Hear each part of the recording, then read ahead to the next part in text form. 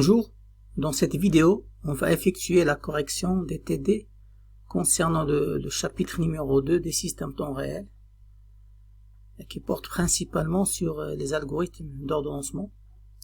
Donc, concernant le travail numéro 1, donc, on va voir dans ce TD l'ordonnancement des tâches qui ne sont pas périodiques. Donc, on va considérer un système préemptif dont l'ordonnancement est basé sur les priorités. Donc, le séquenceur est appelé à la fin du quantum d'exécution de time slice. C'est-à-dire à chaque time slice, le séquenceur va se réveiller, va évaluer les propriétés des différentes tâches, donc à savoir leur état et leur priorité, et va décider laquelle des tâches sera exécutée. Et il fera ça périodiquement chaque time slice, c'est-à-dire chaque 10 millisecondes. Donc les tâches, comme je dis, ne sont pas périodiques. C'est 3 tâches, 1, 2, 3.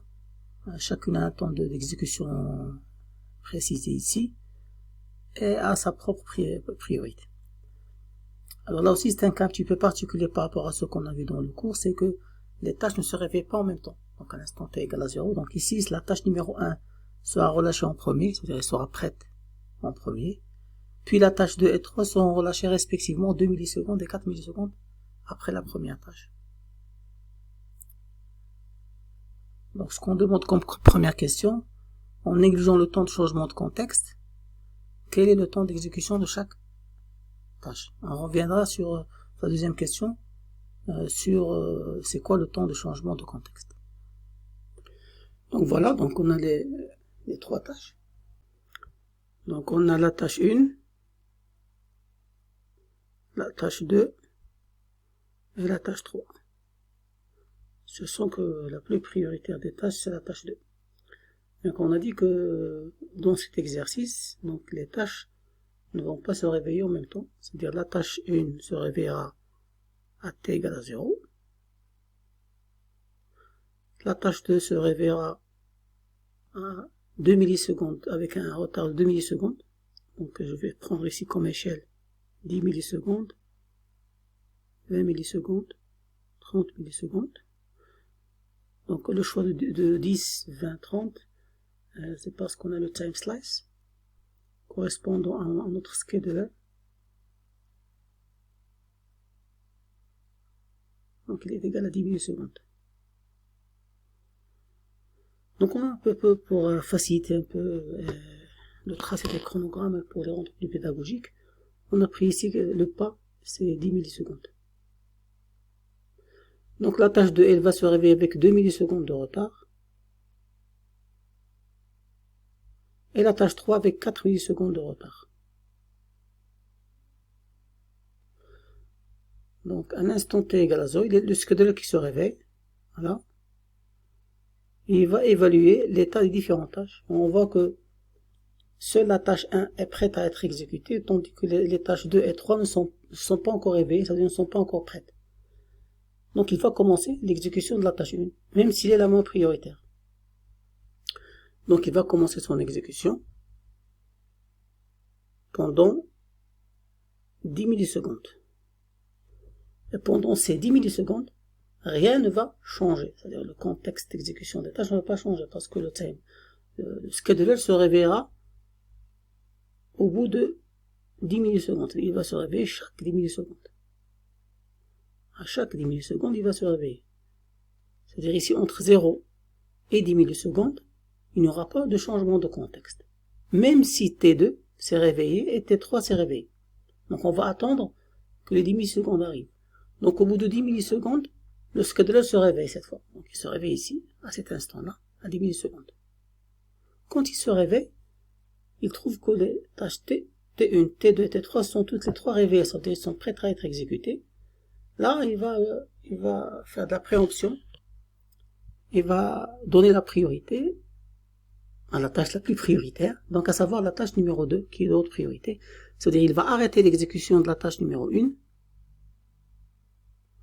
et va commencer l'exécution de la tâche numéro 2.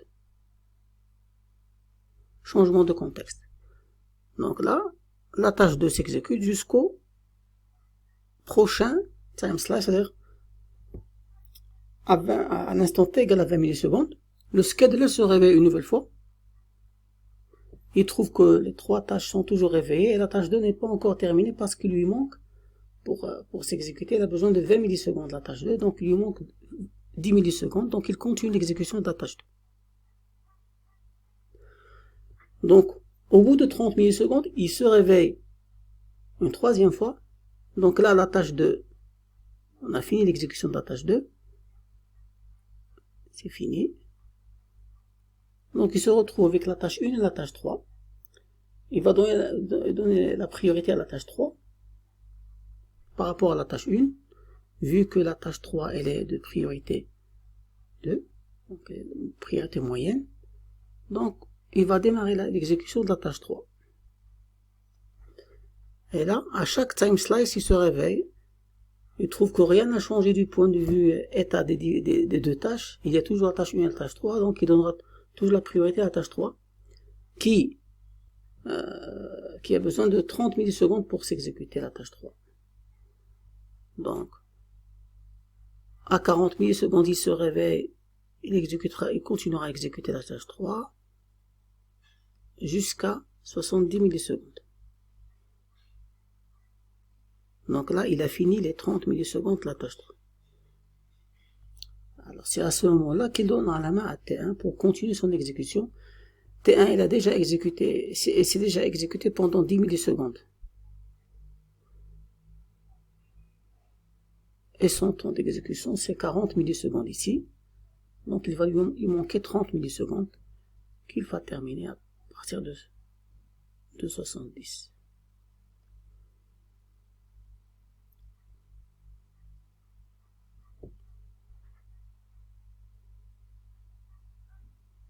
Donc là, c'est pas 70. Hein, c'est 60. Donc il va continuer jusqu'à 90.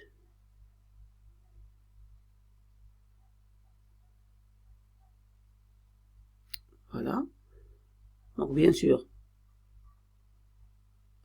le time slice est toujours opérationnel, c'est-à-dire à 70 millisecondes, à 80 millisecondes, mais quand il se réveille ici, il trouve que c'est la seule tâche qui reste à être exécutée, c'est T1, donc il continue toujours avec T1.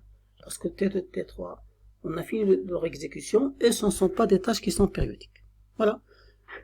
Donc la question était de trouver le temps d'exécution, c'est-à-dire le temps de réponse de ces tâches. Donc la première tâche ici, elle s'est réveillée à l'instant t égale à 0. Et elle a fini à l'instant t égale à 90. C'est-à-dire le temps d'exécution de cette tâche, c'est 90 millisecondes.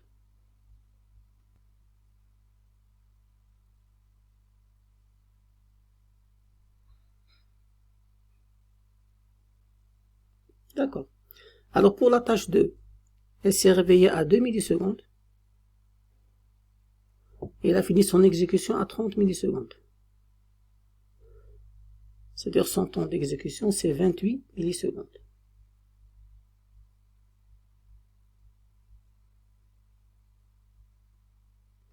Et pour la tâche 3, elle s'est réveillée à 4 millisecondes.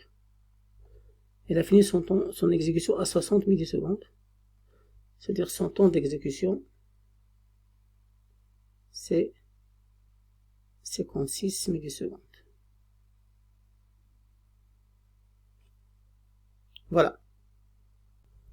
Donc maintenant, une fois on a déterminé le temps d'exécution de chaque tâche, n'oubliez pas que l'hypothèse qu'on a posée, c'est on va négliger le temps de changement de contexte.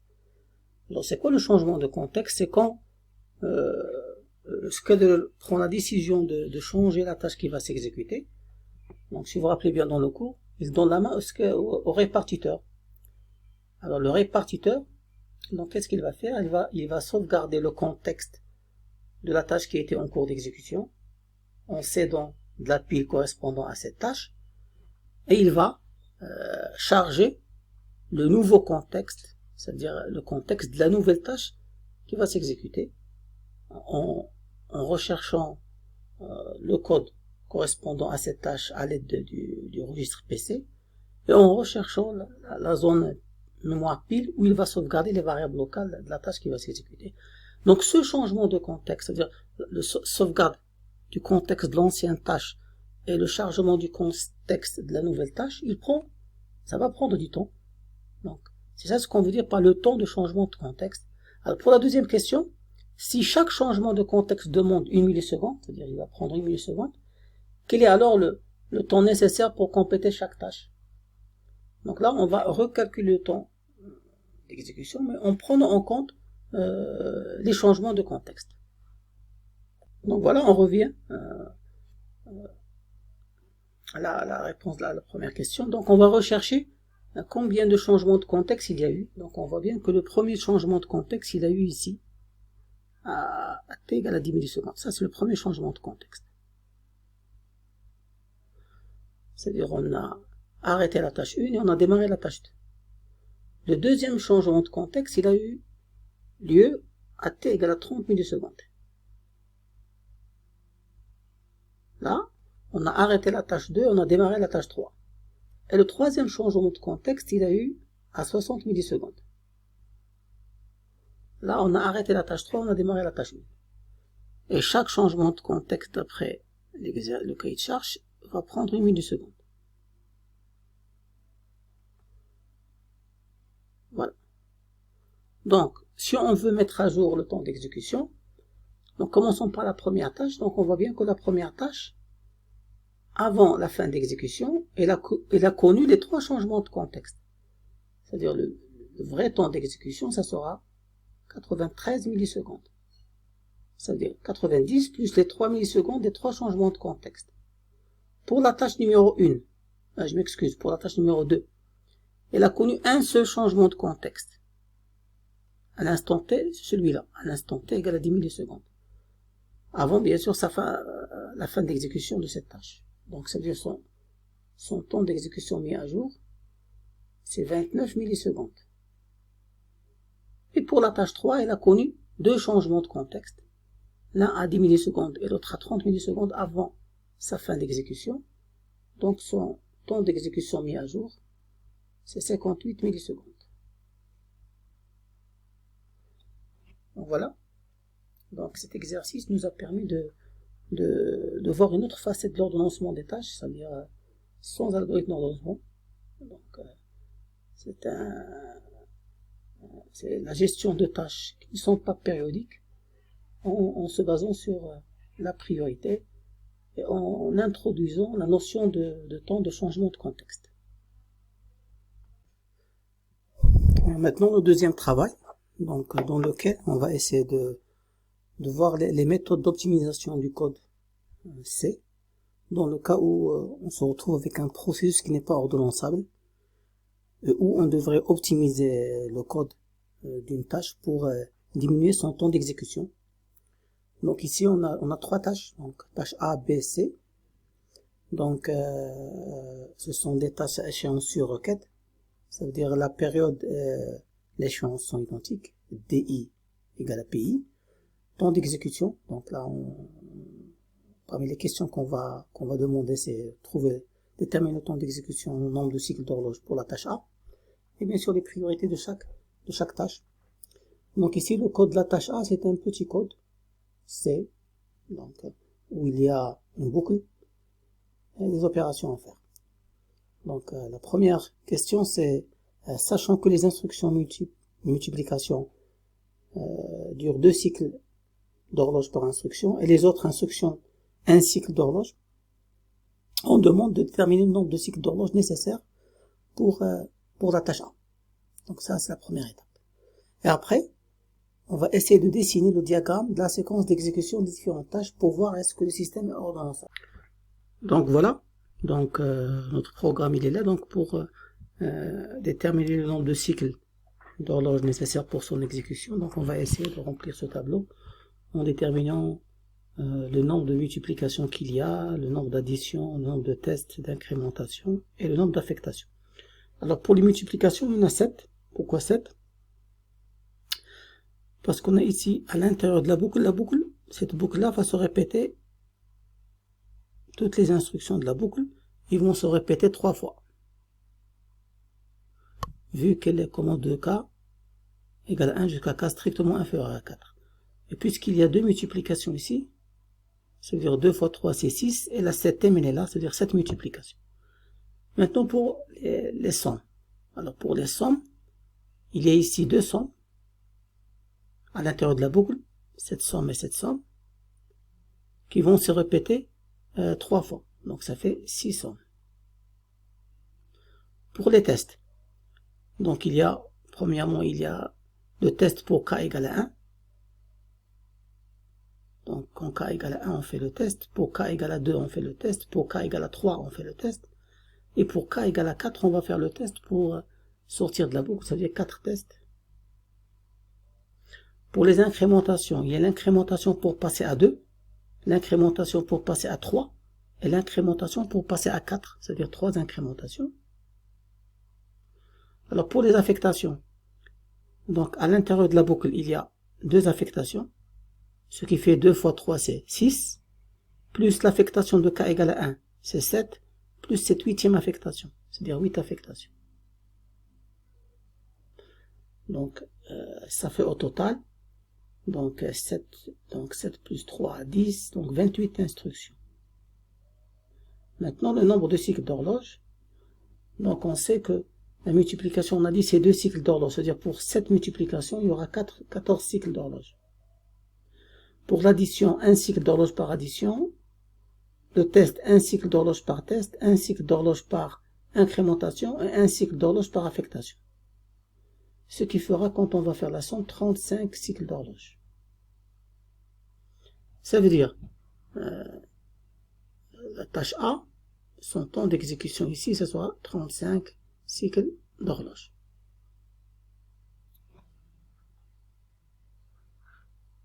Maintenant, on va essayer de déterminer la séquence d'exécution des tâches pour voir est-ce que ce processus à 3 tâches est ordonnançable. Donc, on va commencer par la tâche priorité, la tâche B, priorité 1, puis la tâche A et la tâche C de priorité 3. Comme on a l'habitude de faire, on va supposer que les 3 tâches vont se réveiller en même temps, le pire des cas. Maintenant, la tâche B, elle a une période de 50, je m'excuse. Donc ici, on a 10, 20, 30, 40, là on a 50.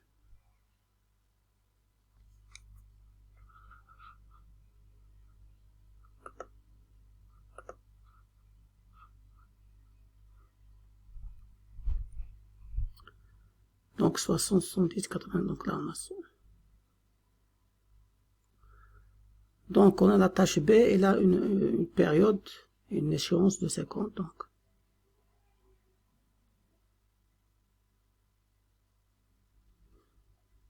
Voilà. Pour la tâche A et la tâche C, ils ont une période, une échéance de 100.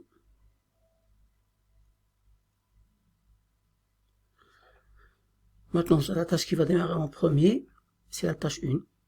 Elle a un temps d'exécution ici de 30. Donc ça veut dire qu'elle va commencer ici et va finir après 30 cycles d'horloge. Au bout de 30 cycles d'horloge, la tâche numéro A peut commencer, parce qu'elle est plus prioritaire que la tâche numéro C. Elle va durer 100 cycles d'horloge. Je m'excuse, 35 cycles d'horloge pour la tâche A. D'accord. Donc on va commencer à partir de l'instant 30 millisecondes, ou 30 cycles d'horloge, parce que l'axe est en cycle d'horloge. Logiquement, on doit s'exécuter en 35 cycles d'horloge, mais à 50 cycles d'horloge, elle doit s'arrêter pour la simple raison qu'il y a préemption ici. Donc on a exécuté uniquement 20 cycles d'horloge. Pourquoi préemption? Parce que ici, à ce moment-là, la tâche B s'est réveillée. Et puisqu'elle est plus prioritaire, on va lui donner la main. Donc elle va s'exécuter pendant 30 cycles d'horloge jusqu'à 80. Là, je reviens à la tâche A. N'oubliez pas, la tâche C n'a pas encore eu le privilège de se exécuter vu qu'elle est la moins prioritaire. Donc la tâche A, logiquement, il lui manque 15 cycles d'horloge, donc il va les terminer. 15 cycles d'horloge. Donc de 80 jusqu'à 85. Et ce n'est qu'à ce moment-là qu'on va donner la main à la tâche C pour s'exécuter. Et là, il y aura un problème, parce qu'il va s'exécuter pendant 5 cycles d'horloge. Et son échéance arrive à terme, sachant qu'il a besoin de 12 cycles d'horloge.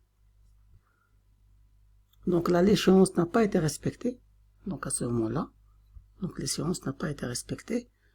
Et on peut dire que, donc ici, l'échéance n'a pas été respectée. Donc échéance non respectée.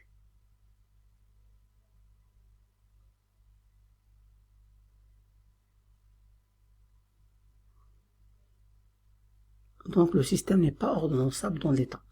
Donc il faut essayer d'optimiser les tâches pour le rendre ordonnançable. Donc à partir du diagramme de la séquence d'exécution des tâches, on a démontré que le système n'est pas ordonnançable. Donc qu'est-ce qu'on va essayer de déterminer? On va essayer de déterminer jusqu'à quel point on pourra optimiser ces tâches. Donc on va calculer le facteur d'utilisation. On verra bien que la condition nécessaire de 100% n'est pas vérifiée. Et on va déduire à ce moment-là le nombre de cycles d'horloge. Donc de combien de cycles d'horloge la tâche A doit être réduite pour que le système ne soit plus en surcharge. Et une fois on déterminera de combien on doit la réduire, on va essayer d'optimiser la tâche et redessiner le diagramme. Donc là on va voir quelles sont les techniques qu'on peut utiliser pour optimiser le temps d'exécution d'une tâche en langage C. Alors parmi les techniques qu'on peut utiliser pour optimiser le code d'une tâche saisie en langage C, donc il faut éviter d'utiliser au maximum les multiplications, parce que ce sont en général les multiplications qui prennent plus de temps de cycle d'horloge. Et aussi, vous allez voir, il faut essayer au maximum d'éviter les boucles et d'écrire le code des boucles, d'éviter d'écrire éviter d'utiliser les boucles et de décortiquer le code qui est à l'intérieur d'une boucle. Et comme ça, vous allez voir qu'on va gagner en temps d'exécution. Par exemple, ici, la première opération, on a xx, la variable xx égale à 2 fois x.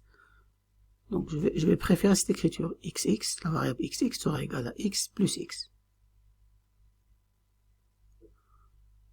Au lieu de 2 fois x, x plus x. Après, j'ai une boucle. Bien sûr, ici, la boucle, elle se répète 3 fois. Donc, je peux écrire le code qui est à l'intérieur 3 fois. D'accord? Mais cette solution de remplacer les boucles, elle a certaines limites. C'est-à-dire, si on a une boucle qui se répète 10, 15 ou 20 fois, je ne vais pas m'amuser à écrire le code qui est à l'intérieur 10 ou 15 fois. Mais quand c'est une boucle qui se répète 3 ou 4 fois, là, vous allez voir qu'il y aura un très grand gain en temps d'exécution en évitant l'utilisation de la boucle. Ça veut dire, je vais écrire le code ici 3 fois. La première fois, c'est pour k égale à 1, donc j'aurai A1. Il sera égal à xx. Donc ce code-là, je vais l'écrire 3 fois. B1 sera égal à B1 plus A1. Et là, la troisième technique pour gagner le temps d'exécution, c'est effectuer les calculs numériques s'ils sont possibles et ne pas laisser le programme le faire. Par exemple, ici, je sais que k égale à 1, je vais effectuer moi-même le calcul. 2 fois 1 fois 1, ça donnera 2. Donc, comme ça, j'ai gagné les multiplications, puisque je peux faire le calcul moi-même. Donc, la deuxième boucle, la deuxième fois, j'aurai A2 égale à xx, B2 égale à B2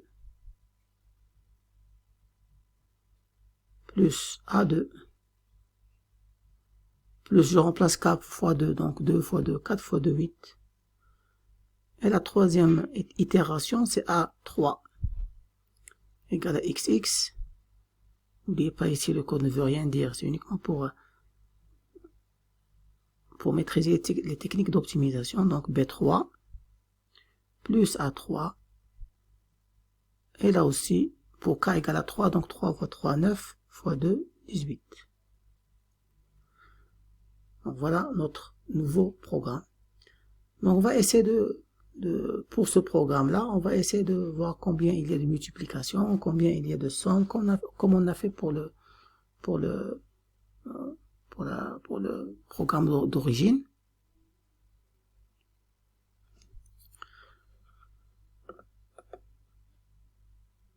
Voilà. Donc, alors là, pour les multiplications, les additions, les incrémentations, les affectations et les comparaisons, il n'y a pas de comparaison. Donc multiplication là, si on regarde notre programme, il y a 0 multiplication.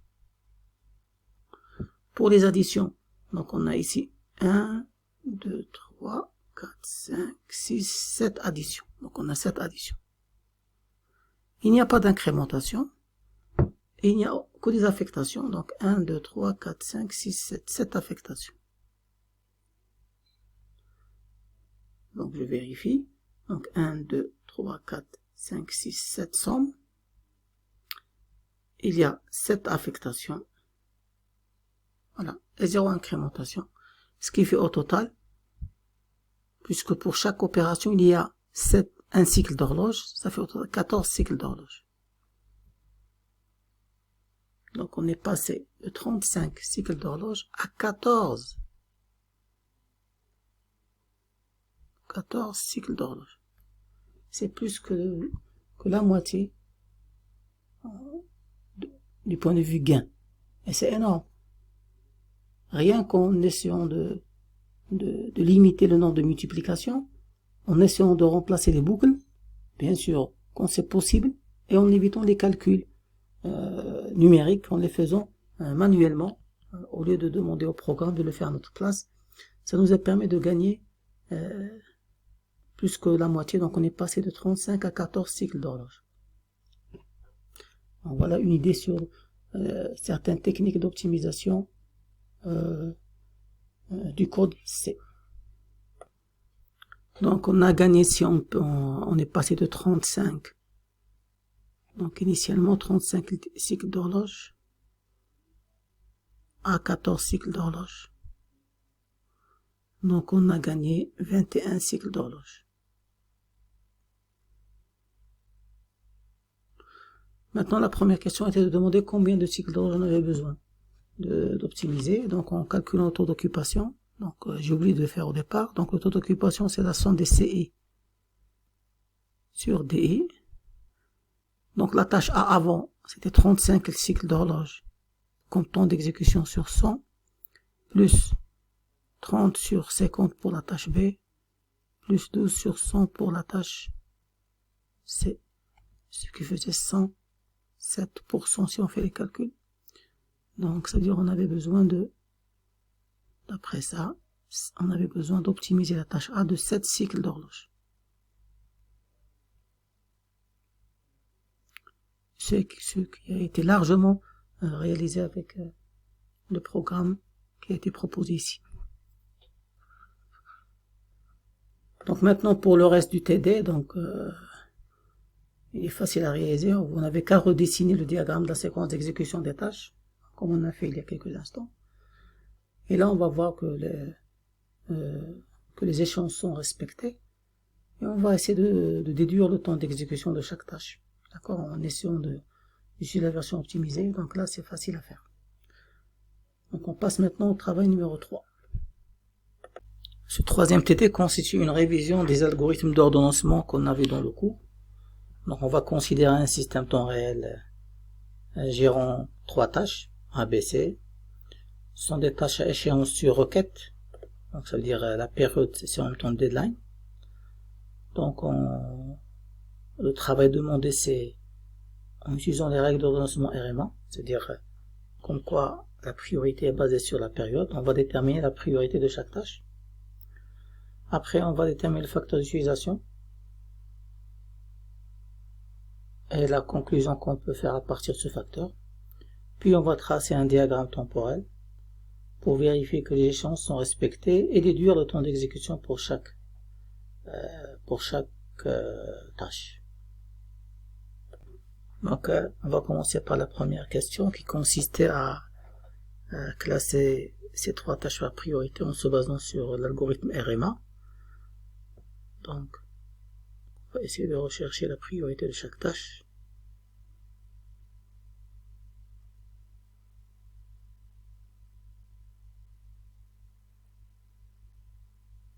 Et d'après l'algorithme RMA, plus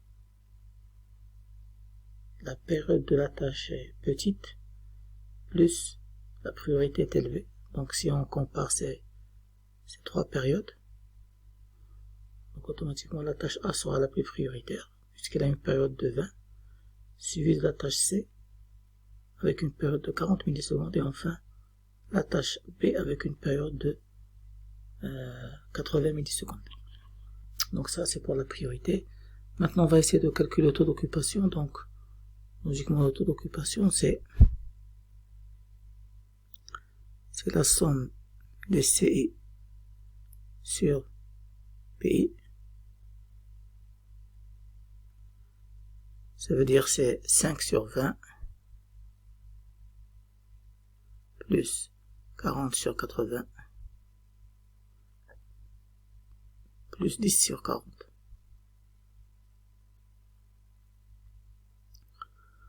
Alors si on calcule ça, on tombe sur 100%.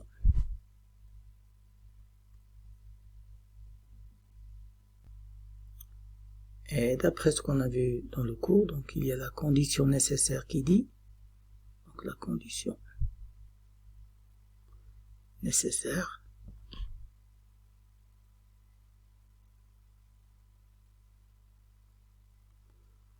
indique que ce taux d'occupation doit être inférieur ou égal à 100%. Ce qui est le cas, donc la condition nécessaire est vérifiée. Mais la condition suffisante,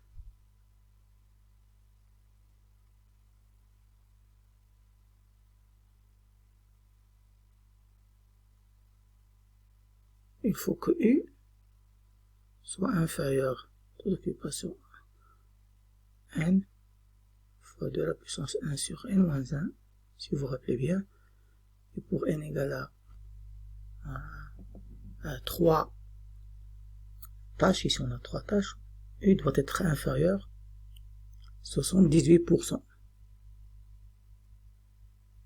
Si on remplace N par 3, ce qui n'est pas le cas, donc la condition suffisante n'est pas vérifiée, mais la condition nécessaire est vérifiée.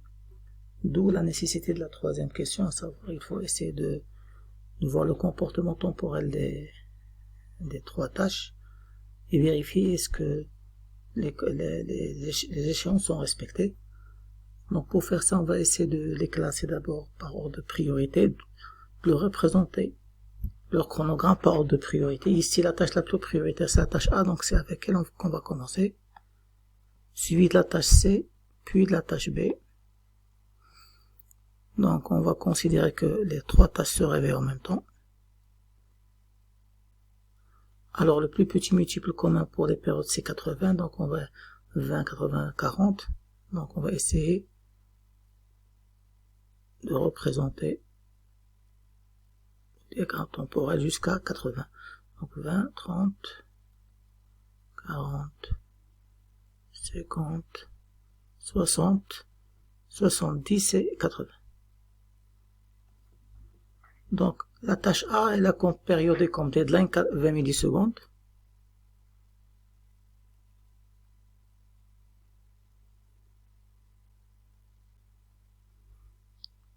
Deuxième instance, troisième instance, quatrième et dernière.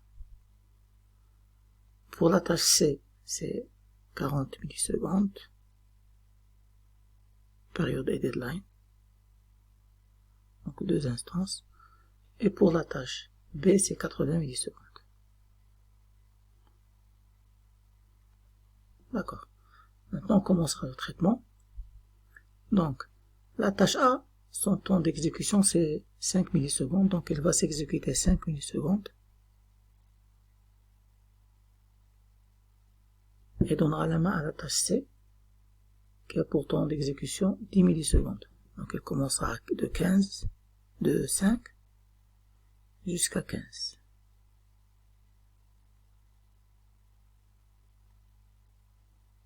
Après, à partir de 15, on pourra donner la main à la tâche B qui est moins prioritaire. La moins prioritaire des 3. Donc elle va, son temps d'exécution pour la B c'est 40 millisecondes. Donc elle va en faire 5 ici. Puis elle s'arrête par préemption. Pourquoi? Parce que la tâche A s'est réveillée ici. Donc on arrête l'exécution de la tâche B. Bien sûr, la tâche C, je ne parle plus jusqu'à ici, ce qu'elle se réveille ici pour la tâche C. Donc maintenant, je passe à la tâche A. 5 millisecondes pour s'exécuter, donc elle exécute 5 millisecondes. Puis je reviens à la tâche B pour la simple raison que la tâche C ne s'est pas encore réveillée. Donc je reviens à la tâche B. Donc là, elle a débuté en 15. Elle a fini à 20. Là, elle va redébuter à 25. Et elle va finir à 40.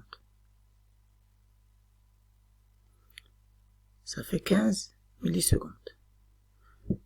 Ça veut dire au total 20 millisecondes. Et elle a besoin de 40 millisecondes, n'oublions pas. Donc ici. Donc il n'a pas fini, mais là aussi il y a préemption, vu que la tâche A et la tâche C se sont réveillées en même temps. Donc ici, donc on commence par la tâche A d'abord, 5 millisecondes. Puis on revient à la tâche C, 45 millisecondes pour exécuter la tâche C, qui est de 10 millisecondes. De 45 à 55. Et là, je donnerai la main à la tâche B en dernier, pour s'exécuter pendant 5 millisecondes. Là, à 60 millisecondes, elle s'arrête encore une fois. Par préemption, vu que la tâche A s'est réveillée une dernière fois, donc je donne la main à la tâche A. 5 millisecondes.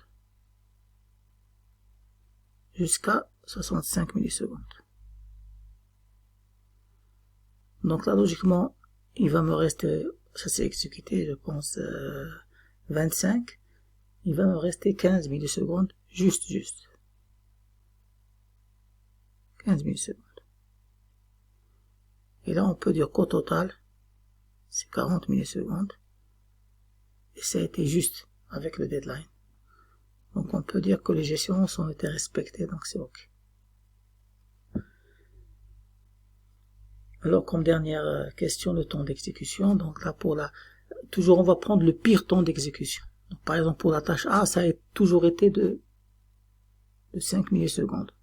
Pour la simple raison que dès qu'elle se réveille, elle s'exécute. Maintenant, pour la tâche C, la première échéance, elle s'est réveillée et elle a commencé à 5, elle a fini à 15. Sachant qu'elle s'est réveillée à 0. Donc c'est 15, elle a fait 15 millisecondes. Pour la deuxième échéance, c'est la même chose. Elle s'est réveillée à 40, elle a fini à 55. Donc dans les deux cas, le temps d'exécution, c'était 15 millisecondes. Pour la dernière tâche, la tâche B, la moins prioritaire, elle s'est réveillée à l'instant 0. Elle a fini son exécution à la fin. À l'instant 80, c'est-à-dire c'est 80 millisecondes. Donc voilà pour ce travail numéro 3, qui était une révision de l'algorithme d'ordonnancement RMA.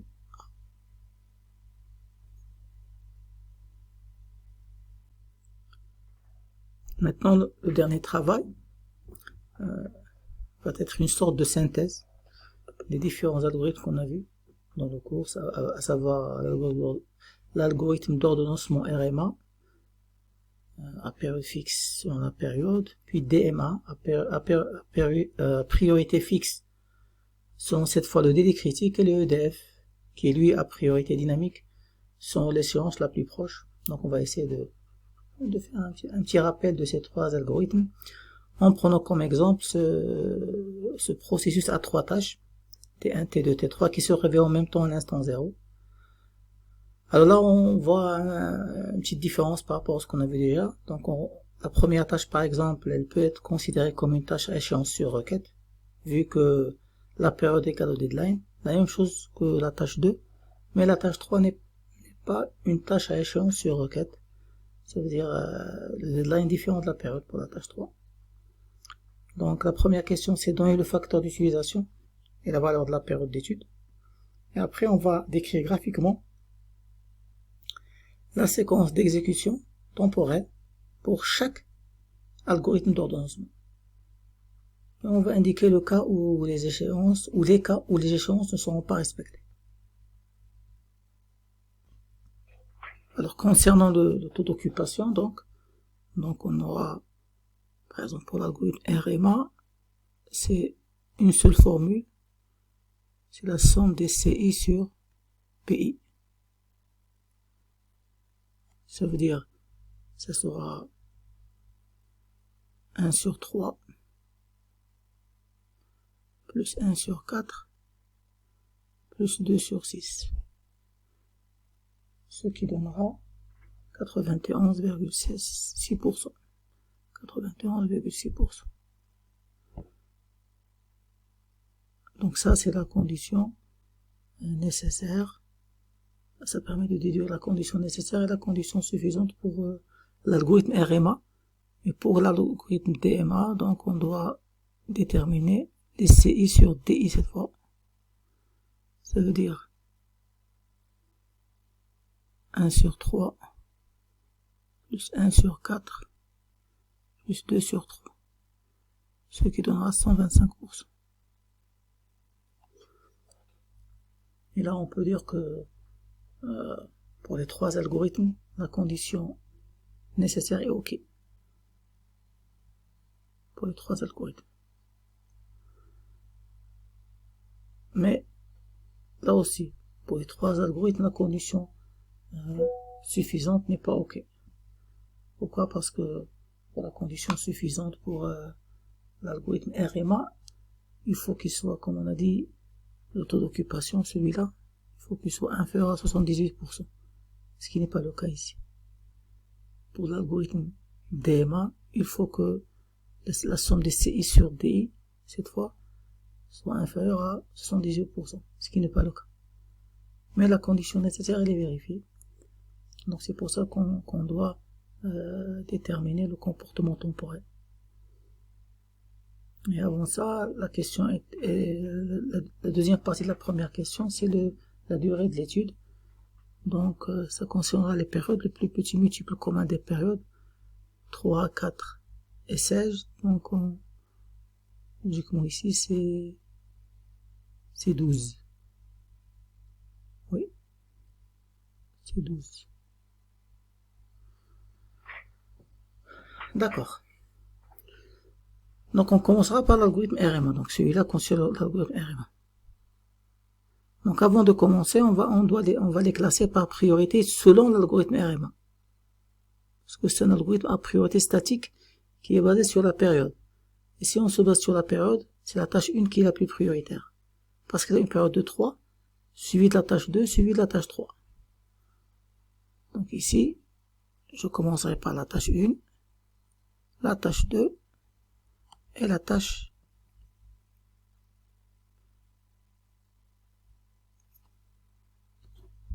1. Je vais essayer un petit peu d'aérer ça.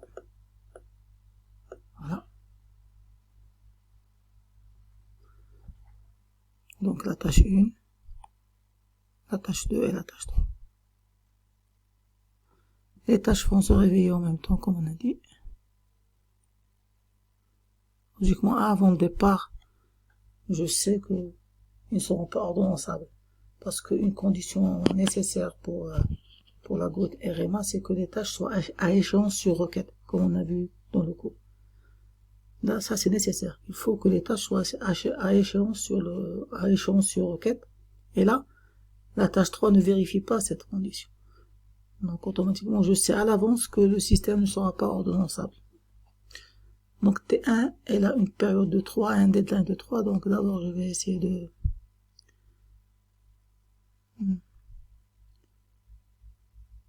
J'ai choisi un mauvais... On va travailler avec. Je considérais 5, 10. Pas de problème. Et là, c'est 15. Donc on a 5, donc période, c'est 3. En même temps deadline. Puis 6. Puis 9. Puis 12. Pour T2, c'est 4. Période 4 et deadline 4. En 4. 8. Et 12. Et pour T3, la période c'est 6. Donc on aura 6, 12. Mais deadline c'est 3. Première échéance, première instance ici et deuxième instance ici. Donc je commence. Donc la tâche 1, c'est elle qui va s'exécuter en premier. Son temps d'exécution c'est ici. C'est un cycle d'horloge.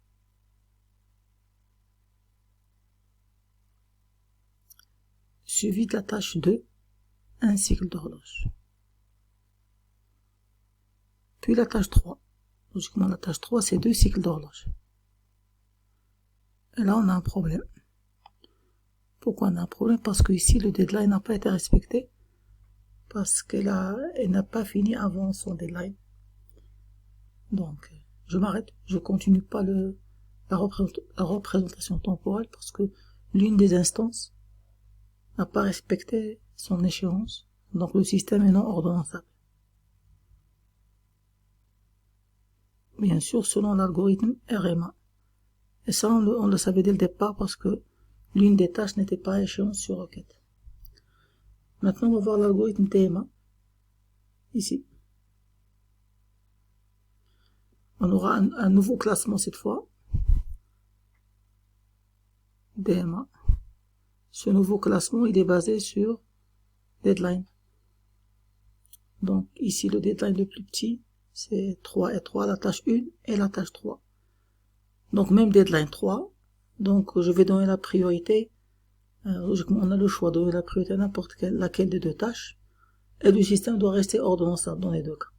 Donc, je vais donner la priorité à la tâche qui aura un temps d'exécution le plus élevé, c'est-à-dire T3. Donc, T3 sera prioritaire, suivi de T1. Et on va finir avec T2, qui a un deadline de 4. Donc, ça veut dire T3, ici, T1, puis T2. Donc, il se réveille en même temps. Le départ est le même. Donc, je dois m'arrêter au bout de 12 cycles d'horloge ou 12 millisecondes pour déduire ou pour conclure sur l'ordonnançabilité du processus. Donc, la tâche 3, elle a un deadline de 3, une période de 6. Donc, elle va se répéter 2 fois. Elle aura à chaque fois un deadline de 3. Pour la tâche 1, deadline et période de 3. Donc, elle se répétera à l'instant 3 cycles d'horloge, puis à 6, puis à 9, et enfin à 12. Et on va finir avec la tâche 2, qui aura 4 cycles d'horloge comme période de deadline. 4, 8 et 12.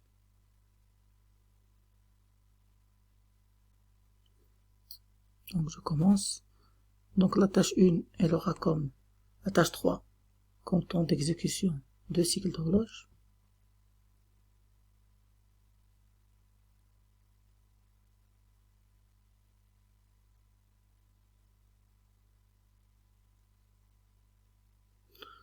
Quand elle finit, je donne la main à la tâche 1, qui est un cycle d'horloge. Donc, juste. Mais là, il y a un problème au niveau de cet instant. Pourquoi? Parce que je voudrais donner la main à la tâche 2. Mais la tâche 3 s'est réveillée en même temps que la tâche 1. Donc, puisque les deux tâches se sont réveillées, je donnerai la main à la tâche 3 pour qu'elle s'exécute. Et là, gros point d'interrogation, puisque T2 la première échéance de T2 ne s'exécutera jamais. Donc, on passe directement à la deuxième échéance. Donc, on n'a pas respecté les deadlines au niveau de la tâche T2. Donc là aussi, le système est non ordonnançable.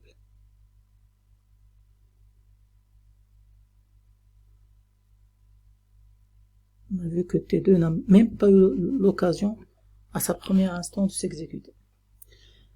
Il nous reste donc le EDF. Donc, et là, c'est un algorithme avec priorité dynamique. C'est-à-dire, on ne va pas fixer les priorités au départ. Donc, c'est pour ça que je commencerai par T1, suivi de T2, suivi de T3, comme ça, comme c'est défini. T1, il a une période et un deadline de 3. 3, 6, 9 et 12. Pour T2, elle se réveille au même moment que T1 à l'instant 0, il aura un deadline au niveau de 4.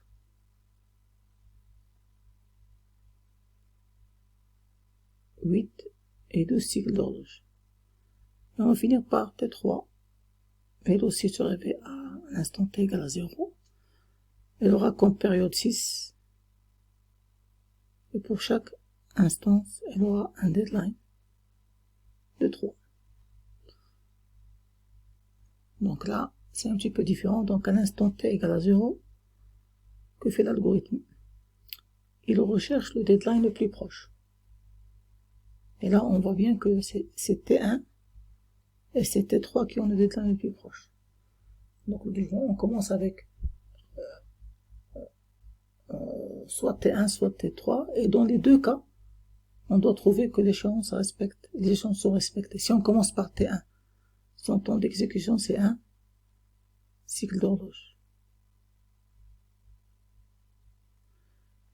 suivi de T2, 2 cycles d'horloge. Je m'excuse, T3, 2 cycles d'horloge. Maintenant, à 3 cycles d'horloge, qu'est-ce qui s'est passé? La tâche T1 s'est réveillée.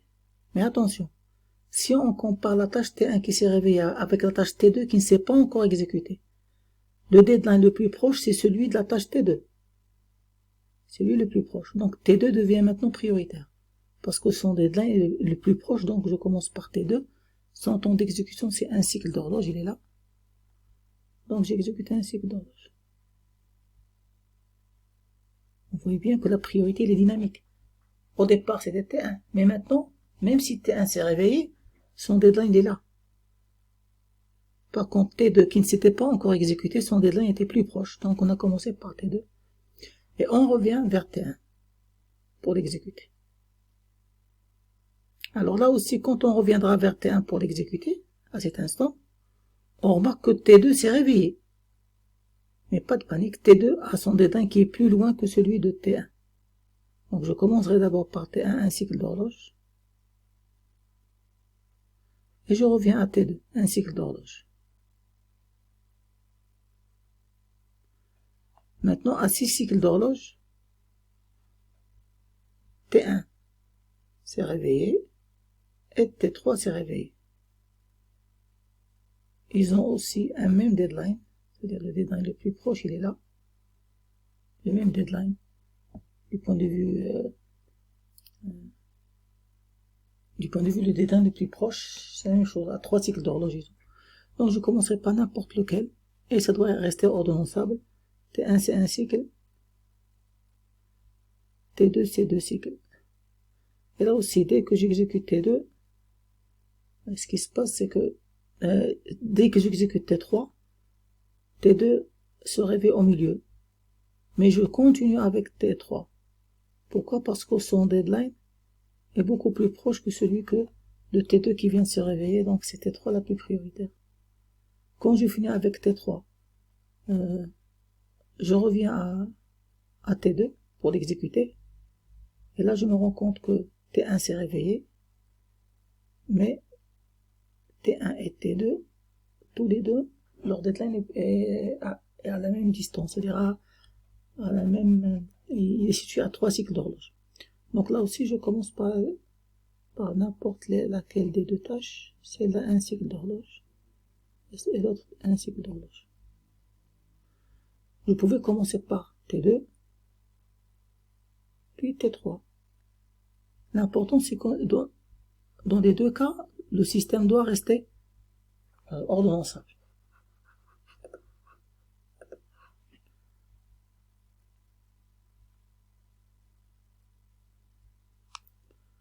Donc, par exemple, si je commence par T3, donc par T2 en premier, ça doit rester ordonnançable. Donc, je commence par T2, puis par T3. Le système reste ordonnançable, donc c'est OK pour le DF. On voit bien que le DF, c'est un algorithme qui est beaucoup plus flexible. Bien sûr, il est beaucoup plus complexe, mais aussi beaucoup plus flexible. Donc, son avantage, d'après son cahier de charge, c'est qu'il peut gérer n'importe quel type de tâche, qu'il soit périodique à échéance sur requête ou non, ou qu'il soit non périodique. Il permet de gérer aussi les tâches qui sont non périodiques. Donc voilà, c'est fini pour cette vidéo concernant la correction des TD, les algorithmes d'ordonnancement surtout. La prochaine vidéo portera sur les procédés de synchronisation et de partage de données entre tâches.